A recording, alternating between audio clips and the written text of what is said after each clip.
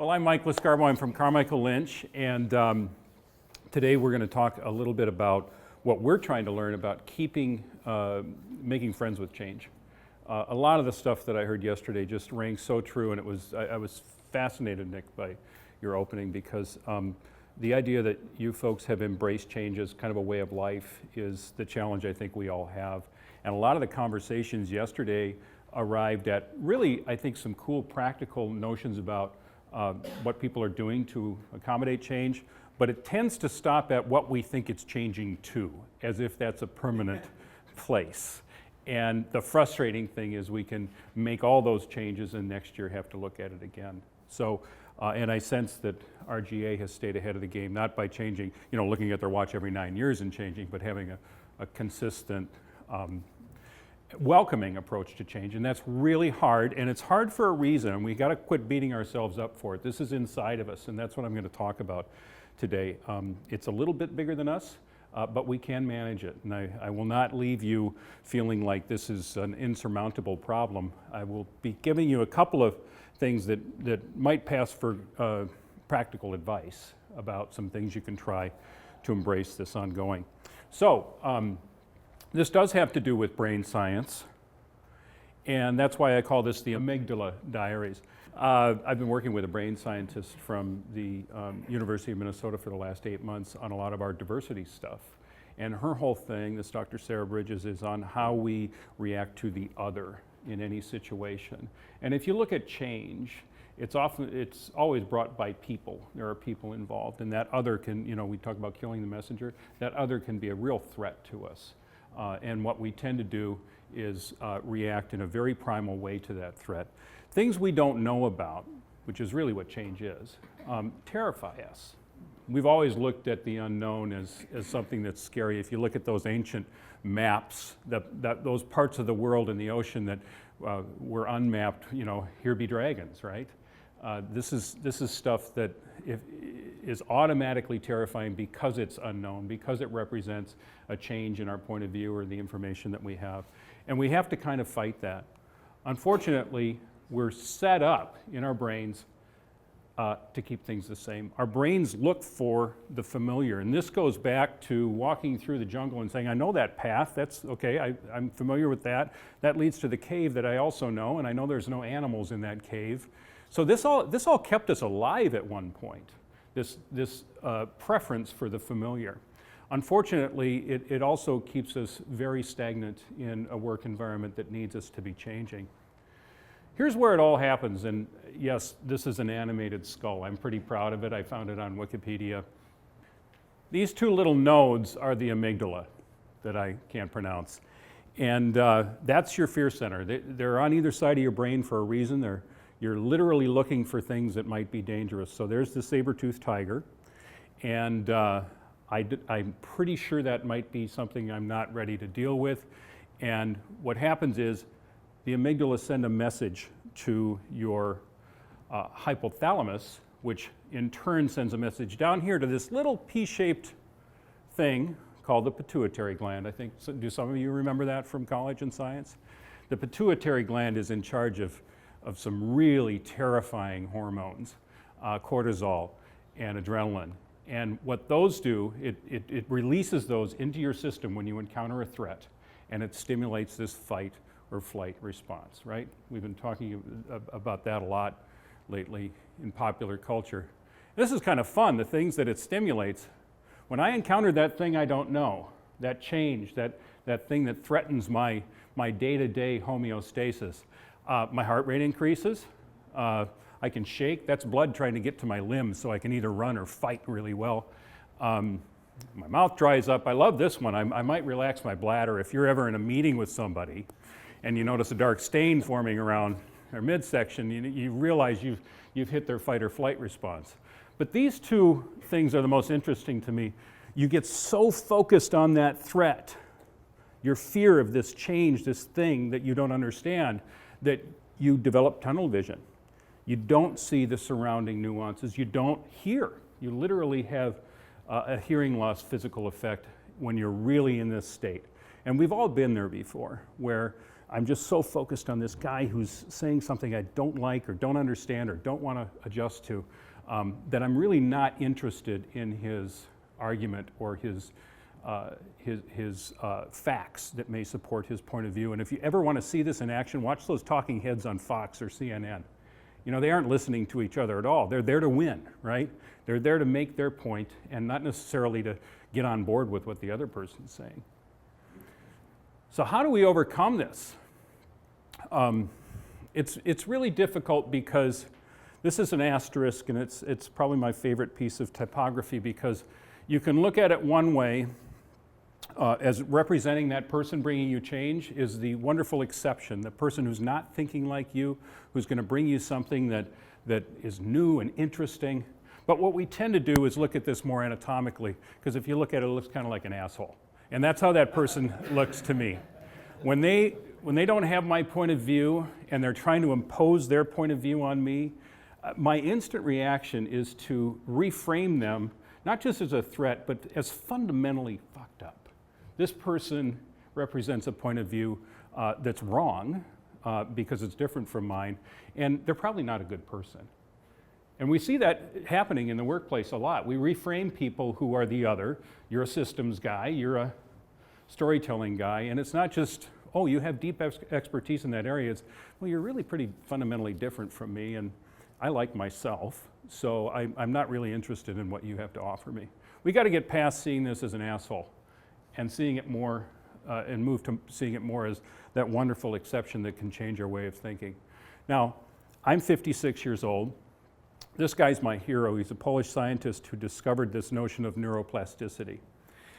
We can change throughout our life, despite what you may have heard in popular culture, you know, about kids being able to learn languages in 4 days and all that kind of stuff, and the rest of us needing to just be who we are.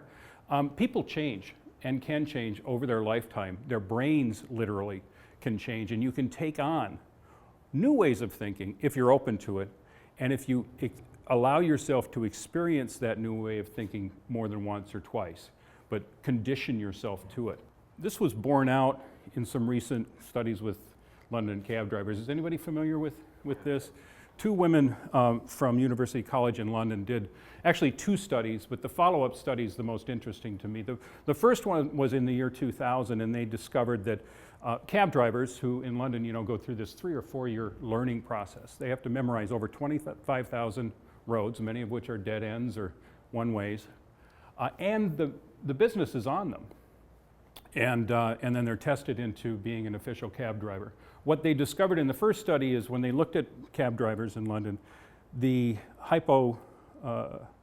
hippocampus, which is in the lower part of the brain, was actually overdeveloped in these people. They had more brain matter there than you or I ordinarily would. So what they had to discover, is that a cause-effect thing, or is that just a correlative thing? Is that something that, you know, people who are born that way make great cab drivers?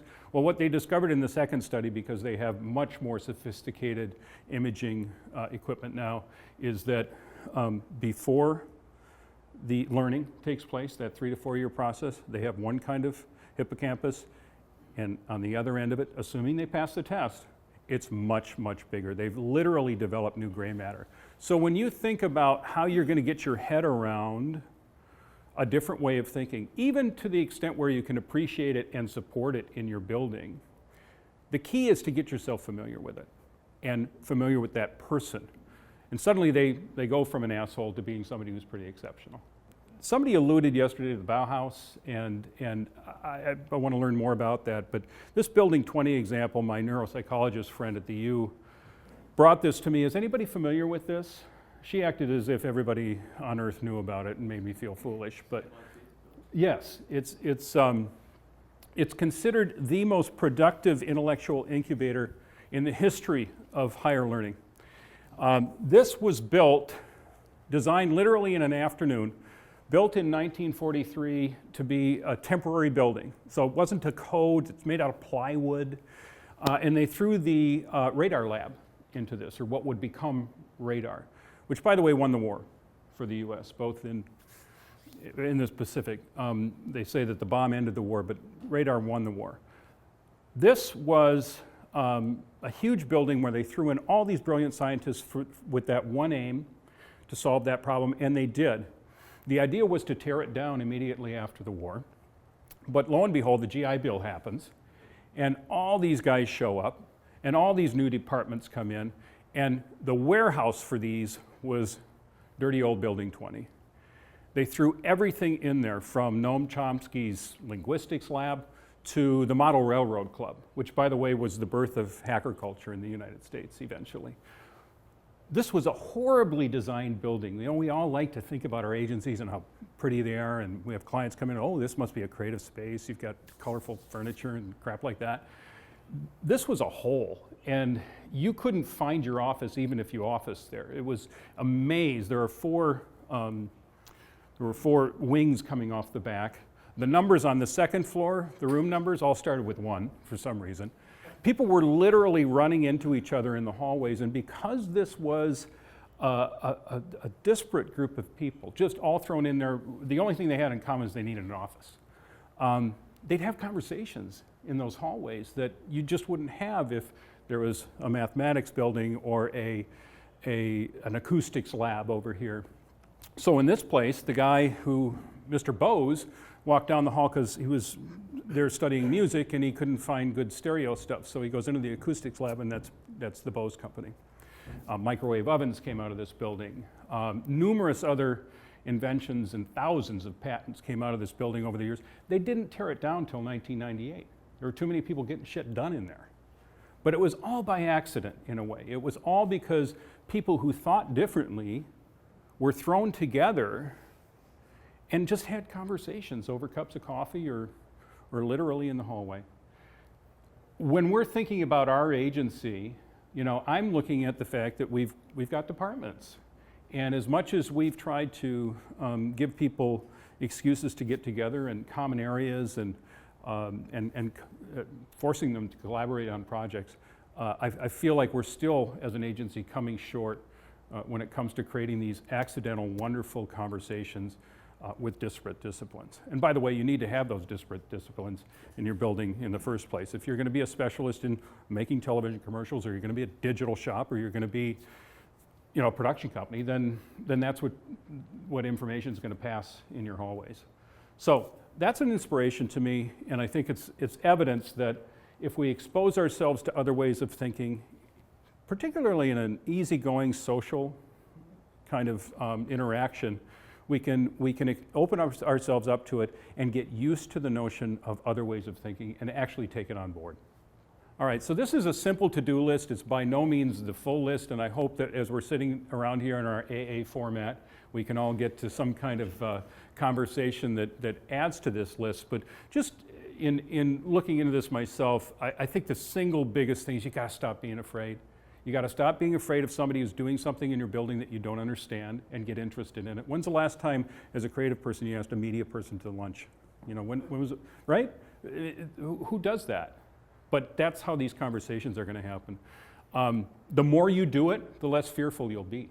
So when we're, you know, those cab drivers, they not only develop that new brain material, but because the businesses and everything change constantly along those 25,000 roads, they're able to memorize those too, because the muscle's just better.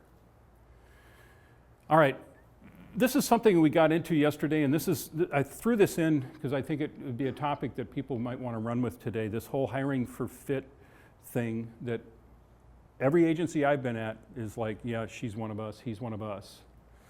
I see us doing that, and I see it sort of cloning a certain way of thinking too. So I would avoid it. We're going to start trying to avoid that. And then this idea that if you engage, you can change your mind, literally. Anybody I'm over 30, I don't know about anybody else, I'm over 50. So we can be told in popular culture that, you know, you're kind of done learning and thinking and changing. I think that's bullshit, and I think the way you get around that is being brave enough to expose yourself to new ways of thinking. So that's the formal presentation. I did have a designer look at this because I knew some of you would be highly critical. I can't beat Nick's beautiful simple red design, but beyond just the way it looks, I hope that the thinking in this stimulates a conversation now where we can talk about maybe some of the times you saw an asshole coming when you maybe should have seen an asterisk. And maybe some ways that you're going to engage some people in your building, human beings that you're thinking about right now who you don't have a relationship with, in conversations that you haven't had that might change your mind.